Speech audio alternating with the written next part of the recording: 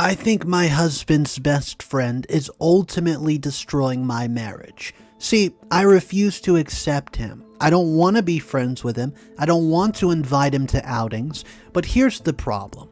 He's been friends with my husband since they were 6 years old. They're essentially inseparable. But one day my best friend comes to me and says, hey, something weird is going on with Cameron, who is the best friend. And she tells me that I need to look into something very deeply, so I do. And what I discover absolutely blows my mind, and I'm at a breaking point. Do I divorce my husband? Do I confront him about what I found out? I don't know. I'm lost for words, and I need your help.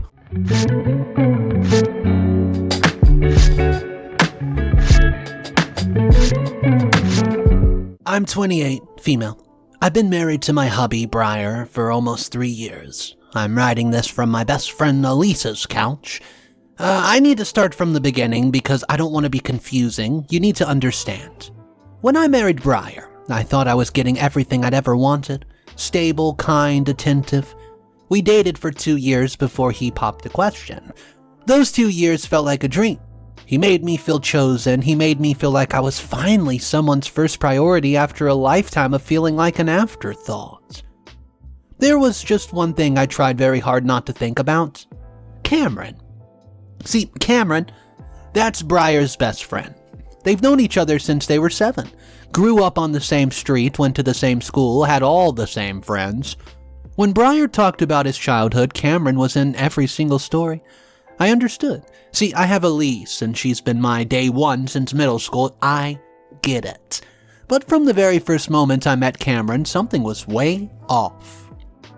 He looked at me the same way you look at a stain on an expensive couch, like I was a problem that would eventually need to be dealt with. He smiled, sure. He shook my hand, but his eyes did not match his mouth. They never did. At our wedding reception, Cameron pulled Briar aside at least 4 times. I watched them from across the room. Cameron leaning close, whispering urgently into Briar's ear, his hand gripping Briar's arm like he was afraid to let go. Every time Briar came back to me, he seemed distracted, distant, like part of him was still over there with Cameron. I told myself I was being paranoid. It was my wedding day. I wasn't going to ruin it by being jealous of a friendship. "Oh, that's just Cameron," Brian would say. When I finally asked about it later that night, well, he hates change, he'll warm up to you eventually, but you know what, guys? He never did. The first year of marriage was good on paper, but Cameron was always there, texting Briar good morning, texting him good night every single day. When I would try to plan weekend trips for just the two of us, suddenly Cameron would have some kind of crisis. His car broke down, he had a fight with his roommates, he was going through something and needed Blair, and Briar would cancel every single time. I started noticing how Briar's mood shifted after talking to Cameron. He would get off the phone and be quiet for hours, tense, sometimes he would snap at me over nothing, and when I asked what was wrong, he would say, "Nothing, I'm fine." Well, Cameron started showing up at our apartment unannounced. He had a key. Briar gave it to him for emergencies, and he just let himself in while I was cooking dinner or watching TV alone. He would give me this little smirk when I opened up the door, like he was amused by my surprise, like my discomfort was entering, entertainment mode for him. One night, I overheard him talking to Briar right there in the kitchen. The hallway is where I stood. About to walk in when I heard Cameron say, "I still can't believe she's the one you married." I froze, and my whole body went cold. When I confronted Briar about it later, he sighed like I was exhausting him. "Oh, he didn't mean it like that. You're reading in between the lines." But I wasn't, see, because Cameron never said a single nice thing about me, not once. Everything was a backhanded compliment wrapped in a smile. "Oh, you cooked food? That's brave. Oh, that's an interesting outfit choice, sweetie. You're so lucky Briar doesn't care about that stuff." He would laugh, and Briar would laugh along with him, and I'd feel myself shrink into the couch, getting smaller and smaller in my own home. Elise was the first one to say it out loud. "He looks at you like he's waiting for you to mess up, like he's keeping score." Well, I tried harder. I really did. I cooked Cameron's favorite meals when he came over. I invited him to things that we weren't going to invite people to. I bent over backwards trying to make him comfortable, trying to prove I was not a threat. Nothing worked, and slowly something started to change in Briar too. He became more critical, more distant, and he started accusing me of having bad vibes around Cameron, even though I was the one being insulted constantly. Our conversations got shorter, our intimacy faded, and he stopped reaching for me in bed. Meanwhile, Cameron seemed happier than ever. The worse things got between Briar and me, and the more relaxed Cameron became, the more he smiled like he was feeding off our dysfunction. It was so strange. I started noticing how Cameron looked at Briar. This intense, unwavering focus, like Briar was the only person in the room, like I didn't exist at all. And then the rumor started. Briar's friends, Rowan and Cade, started acting weird around me, polite but careful, like they were walking on an eggshell. When I asked Briar if he's been saying anything negative about me, he swore up and down no. But somehow, someway, people were whispering that I was controlling, that I was temperamental, that I was not good for Briar. I was fighting a battle I couldn't see, against an enemy I couldn't name, and then things got so much worse. Briar started accusing me of things I never said. Rowan told me what you said about my mother. I stared at him completely blindsided. What? I never said anything about your mother. Don't lie to me, Talia. He told me exactly what you said. I hadn't said a word, nothing. The accusations came out of nowhere, out of left field, and no matter how much I denied it, Briar didn't believe me.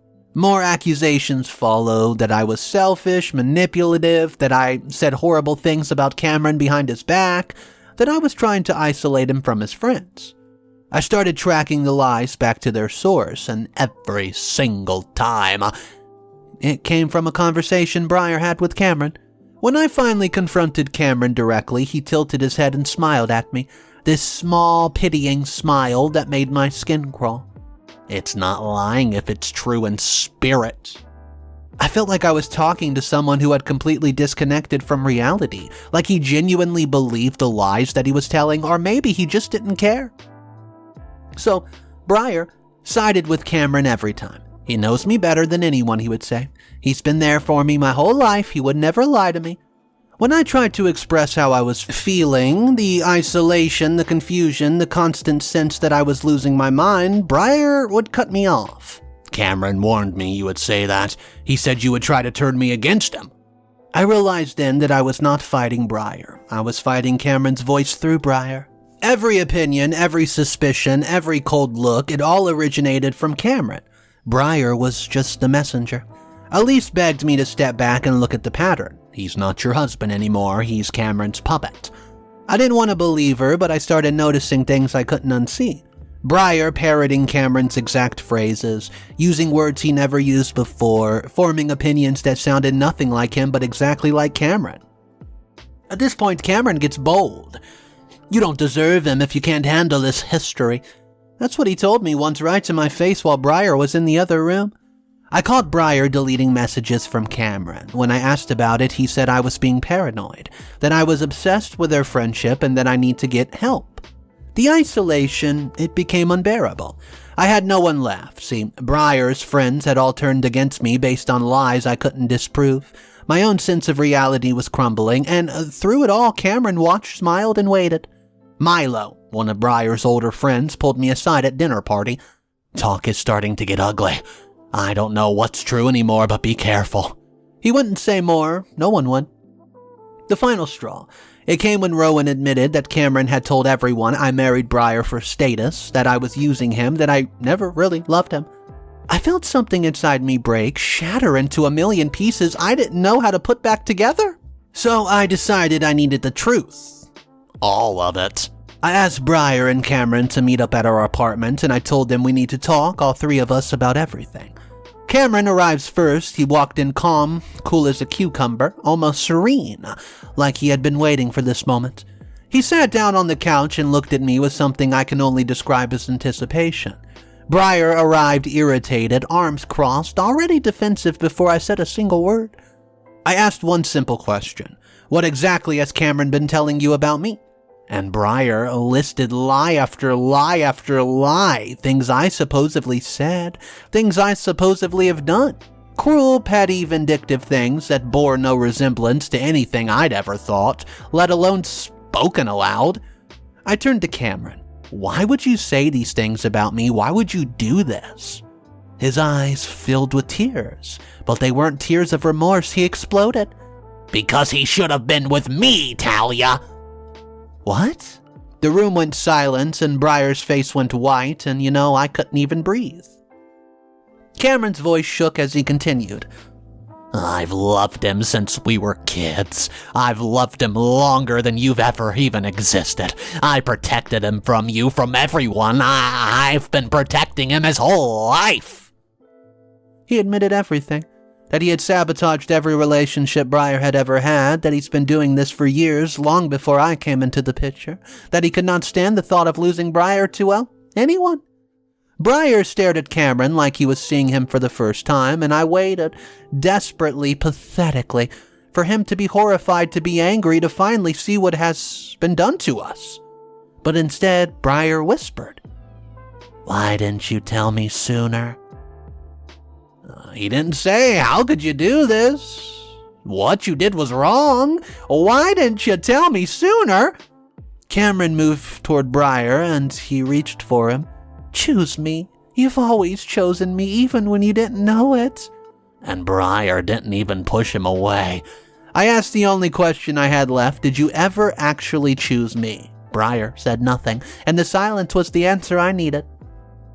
I walked out of my apartment while Cameron sobbed into my husband's shirt. I haven't been back since, so guys, am I the a-hole for refusing to accept my husband's best friend, for not being more understanding of their bond, for walking away instead of fighting harder? Because right now, I don't know what reality is anymore, if I'm telling you the truth. Update number 1, everything is worse than I thought. It's been exactly 5 days since I walked out. I've been staying at Elisa's place. The first night, I couldn't stop shaking. My whole body felt like it belonged to someone else. Elise held me like she used to when we were children, when I had a nightmare, just whispering, "You're safe. You're getting out of something dangerous," over and over until I finally fell asleep. Briar did not contact me for 2 days. 2 full days of silence after what happened, so I kept checking my phone compulsively, waiting for something, an apology, an explanation, anything. On the 3rd day, I get a single text. "We need to talk, you're overreacting." I blocked his number. I know some of you are going to say I should have talked to him, heard him out, tried to work through it, but I've spent 3 years trying to be heard. 3 years trying to make him see what was right in front of his face. I have nothing left to give. But here's where it gets worse, in my opinion. Milo reached out to me privately. He was one of the few people in Briar's friend groups who had always been decent to me, and he finally told me everything. The cold, hard truth. Cameron's done this before. Years ago, before I ever met Briar, there was another friend in their group, a guy named Jensen. See, Jensen and Briar got close, real close enough that Cameron felt threatened. And Cameron systematically destroyed the friendship the same way he tried to destroy my marriage. Lies, rumors, manipulation. Jensen eventually distanced himself from the whole group because he could not figure out why everyone had turned against him. We all knew Cameron was manipulative, but he's been part of Briar's life forever. Nobody wanted to be the one to say something. So they just let it happen? They watched Cameron isolate and destroy people and they said nothing? Rowan called me the next day to apologize. She admitted Cameron had told everyone I was using Briar for money, for social status, that I was emotionally abusive behind closed doors. She said she feels terrible for believing it without ever asking me directly. I should have known, she said. Cameron's always been like this with Briar, possessive, obsessive even. We just didn't think it would go this far. Well, Cade reached out too. He told me Briar used to cancel dates and plans constantly because Cameron would guilt him if he didn't, that this pattern existed long before I even entered the picture. I realized then that I was not the first casualty of Cameron's obsession. I was just the first one who got close enough to actually marry Briar, and that made me the biggest threat Cameron had ever faced. But here's the part that made me physically ill. Breyer posted on social media a vague, cryptic message about losing someone important due to miscommunication and needing time to heal. Miscommunication? 3 years of deliberate lies and sabotage reduced to miscommunication? And then Cameron posted a teary-eyed selfie with the caption, "Finally told the truth. Hardest thing I've ever done. Thank you to everyone supporting me through this." And Breyer liked it. Elise had to physically take my phone away because I couldn't stop staring at it. I couldn't stop refreshing the feed. I couldn't stop watching my entire marriage be rewritten in real time as some kind of tragic love story where Cameron was the victim. Jensen, the friend Cameron pushed over years ago, somehow found out what happened and he reached out to me. Oh yeah, he suspected Cameron for years, but no one ever believed him. He said talking to me was validating in the most painful way possible, and the news got worse. Breyer has temporarily moved in with Cameron to get clarity according to mutual friends.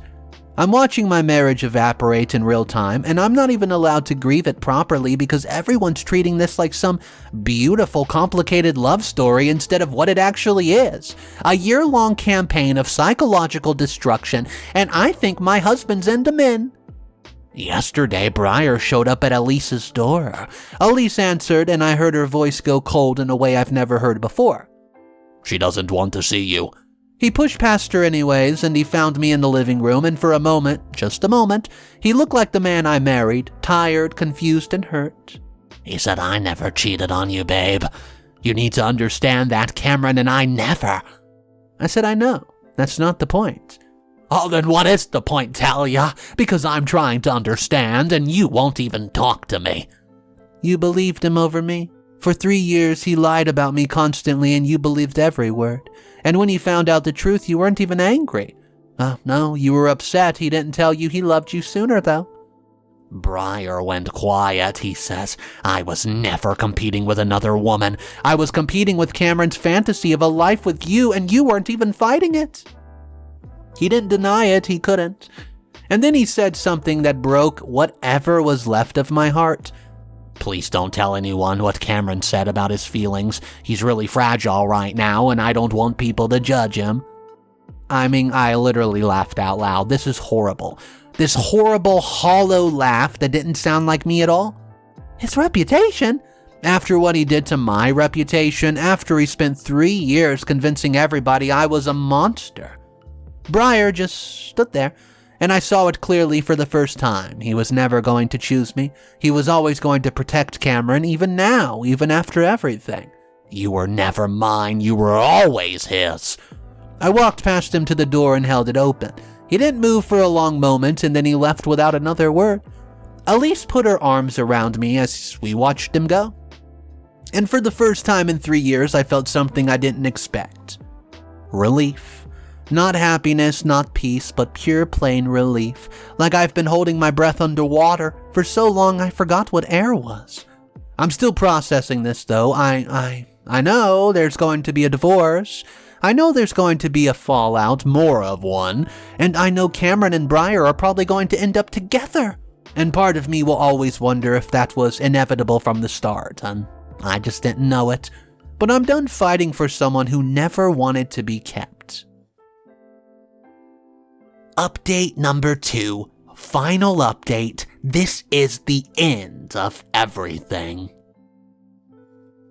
Hey guys, well, this is it.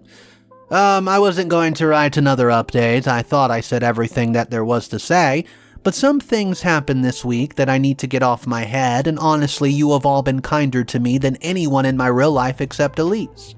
So here it is, the end. I started the divorce process. It felt surreal, sitting in an office filling out paperwork to undo the biggest commitment I've ever made. My hand shook the entire time. The lawyer was professional, kind, but she kept looking at me with this expression I couldn't quite place. Pity, maybe, or recognition, I don't know. I wondered how many women had sat in that same chair signing papers to escape something that they thought was love. Breyer, he didn't even contest a thing. Oh no, he signed what he needed to sign without argument. I think part of him was relieved too. Relieved that he didn't have to pretend anymore, that the decision was made and he didn't have to be the one to make it. We haven't spoken directly since the night at Elisa's. Everything goes through lawyers now, or through carefully worded texts that feel like they're written by strangers. But the social fallout, well, it's complicated. See, some people in Briar's friend groups have reached out to apologize. Milo has been checking on me on the reg. Rowan sent me a long-winded message about how guilty she feels for not questioning Cameron's lies. Even Cade, who I always thought didn't like me much, admitted that he should have said something years ago when he first noticed how controlling Cameron was. But others have fully taken Cameron's side. See, they've bought into the narrative that he's been spinning. That he was brave for coming out and telling the truth, that his feelings for Briar were pure, tragic love, that I was always the obstacle standing between two people who truly belong together. I mean, it honestly makes me sick. I've seen the post, the comments, the way people who don't even know me have decided I'm the villain. It's a strange kind of grief, you know. It is, watching people rewrite your life in a way that erases your pain completely. Jensen has become an unexpected source of support. We talked a lot over the past 2 weeks, and he went through something so similar that sometimes it feels like we're comparing notes on the same nightmare. He told me about how Cameron solely poisoned his friend group with Briar, the little comments here and there, the strategic lies, the way he made Jensen feel crazy for noticing what was happening. The worst part was that Briar never saw it, Jensen said. He just couldn't see it or didn't want to. I asked him if he ever considered confronting Briar directly, after he distanced himself from the group. "Well, I tried once, a couple of years ago. I ran into him somewhere and I just asked him if he ever wondered why all these close relationships he had fell apart, if he ever noticed that Cameron was always there when it happened." "Well, what did he say?" Jensen went quiet for a moment and replied, "He said Cameron was the only person who'd never let him down. And he just looked at me like I was the one who hurt him." Well, that hit me harder than I expected, guys, because I recognize that same look. I've seen it in Briar's face 100 times, maybe. This blind, unwavering faith in someone who didn't deserve it.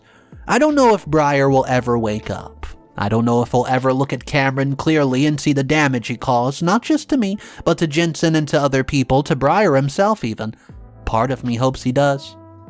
You know, someday. Part of me knows he probably won't, though. There's been one thing I haven't been able to stop thinking about, though, which I wasn't even going to share here, but, well, to hell with it. When everything came out, when Cameron confessed his feelings in this horrible, explosive moment, Briar wasn't shocked that Cameron lied. He wasn't horrified by the manipulation. He wasn't angry about the 3 years of sabotage that destroyed his marriage, oh no. He was just surprised that Cameron loved him. Which means on some level, Briar always knew. He knew Cameron was lying about me. He knew Cameron was manipulating. He just accepted it. Because the alternative, confronting Cameron, setting boundaries, protecting his marriage, would have meant risking that relationship. Can you believe it? He chose Cameron over and over again, and he just never called it that. I keep wondering, was there ever a version of this story where I win? Where I said the right thing or did the right thing and Briar finally saw the truth? Or was I always going to lose to someone who had been lying and just setting groundwork for years before I even existed in Briar's world? I don't have an answer. I'm not sure if I ever will. What I do know is this. I'm not the person I was 3 years ago. The woman who married Briar was hopeful. She was trusting. She believed that love was enough. That showing up and trying hard and being patient would eventually be rewarded with that partnership she always wanted. The woman I am now is different. Harder in some ways, softer in others, and I flinch at certain phases. I second-guess my own memories. I still catch myself wondering if I'm being too sensitive or reading into things when I feel uncomfortable. Because I spent so long being told that my instincts were wrong. But I also know something I didn't know before. I can survive this. I can walk away from something that's destroying me, even if it means losing everything I thought I wanted. I can choose myself when no one else will. Elise says I'm going to be alright. She says this is the beginning of something, not the end. And some days I almost believe her. Last week I went back to the apartment to pick up the rest of my things. Briar wasn't there. I timed it that way on purpose, but his stuff was mixed with Cameron's now. Cameron's jacket on the couch, Cameron's coffee mug in the sink, Cameron's book on the shelf next to Briar's, they've moved fast. Or maybe they were always disintertwined and I just refused to see it. I packed up my clothing, my books, the few things that were really mine, and I left my wedding ring on the kitchen counter because I didn't know what else to do with it. And then I stood in the doorway for a long moment, looking at the apartment where I spent 3 years of my life trying to build something real with someone who was never fully available. I thought I'd cry, but I didn't. I just closed the door and walked away. I'm staying with Elise for now while I figure out my next steps. I've been looking at apartments in a different part of the city, somewhere with no memories attached, and I've started seeing a therapist, believe it or not. Not because of this saga, though that's certainly part of it, but because I realized somewhere along the line that I lost track of who I was. I'd spent so long trying to be someone Briar and Cameron would accept that I forgot what I actually wanted. So, I'm trying to remember now. I don't know what Briar and Cameron are to each other, it's just too weird to think about. Whether they're together, officially, whether they never will be, whether this whole thing will eventually implode the way everything Cameron touches seems to implode. Maybe someday I'll find out through mutual friends and maybe I won't. The truth is I've stopped caring. Not completely. There's still bruises there, deep under the surface. There's still nights where I wake up at 3 a.m. and reach for someone who is not there. There's still moments where I hear a song or a smell of a certain cologne and feel something twist in my chest. But the obsession, the obsessive need to understand, the desperate compulsion to figure out what I did wrong, what I could have done differently, how I failed to keep my marriage alive, that's fading. I didn't fail my marriage was sabotaged by someone who couldn't stand to see Briar belong to anyone else. Oh, and Briar let it happen because he didn't have the strength or the desire to stop it. That's not failure on my part. That's tragedy that was always going to happen with or without me. I used to think the worst parts of this was losing Briar. Now I realize the worst parts was losing myself slowly, quietly, over the 3 years of being gaslit and undermined and made me feel crazy for trusting my own perception of reality. But I'm still here, still standing, still fighting to rebuild something from the wreckage, and I don't think I'm gonna date for a while. Heck, I might even try girls. And for the first time in a very long time, I feel like that might actually be enough. So that's it. The end of my marriage, the end of the story, or at least for me. Thank you, everyone who reached out, who validated what I was feeling, and who helped me see I wasn't the crazy one. You gave me something I desperately needed, proof that my reality was real. I'm going to be okay. I don't know exactly what that looks like yet, but I believed it now in a way I didn't before. And if anyone out there is reading this and recognizing something familiar, the friend who's always there, the partner who dismisses your concerns, the slow erosion of your confidence in your reality, please trust your gut. Trust your instincts. You're not imagining it, I promise. Sometimes the person you love is not capable of loving you back. Not because you're not enough, but because they were already taken by someone else long before you arrived and you don't even know it. Get out while you still remember who you are. What an intense story. I'm just happy OP was able to get out of it. Let's read 2 comments. The first one disagrees with how OP handled it. It says, I'm going to be completely honest here, and I know I'm going to get downvoted, but I don't care. Someone needs to say it. You sound exhausting, and I think you contributed way more to this situation than you're admitting. You spent 3 long years obsessing over your husband's best friend instead of actually working on your marriage, and now you're acting like you had zero agency in all of this. Did it ever occur to you that maybe Cameron saw something in you that you refused to acknowledge about yourself? You literally admit that you were tracking lies back to the source and monitoring their text messages like some kind of detective. That's controlling, okay? There's no way around it. That's controlling behavior, whether you want to admit it or not. Your husband told you multiple times that you were being paranoid, and instead of self-reflecting for even 1 second, you decided everyone else was the problem.